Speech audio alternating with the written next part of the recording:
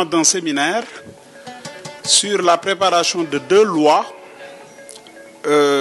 portant d'une part sur la protection des données en matière numérique et la cybercriminalité.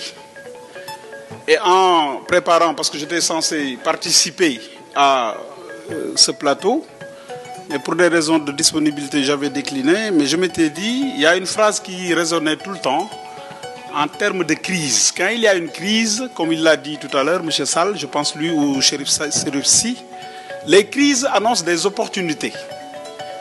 Or, il y a une phrase qui est ultra importante en matière de gestion de crise, c'est une pensée. Lorsqu'on a des moyens, on organise.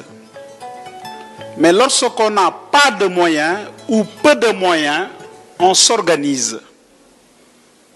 À partir de là, le problème d'intellectualité, de compréhension que nous avons par rapport à cette notion, c'est crise de quoi? Et je me suis posé la question, cette crise a un fondement qui suscite d'autres crises. Mais la crise par excellence, c'est la crise de sens. Au sens, comme l'a dit Alioune, de direction, c'est-à-dire fan le ñu jëm, on va où? Le monde va où? Mais aussi de signification. Est-ce qu'on sait ce qu'on sait? Est-ce qu'on sait ce qu'on ignore?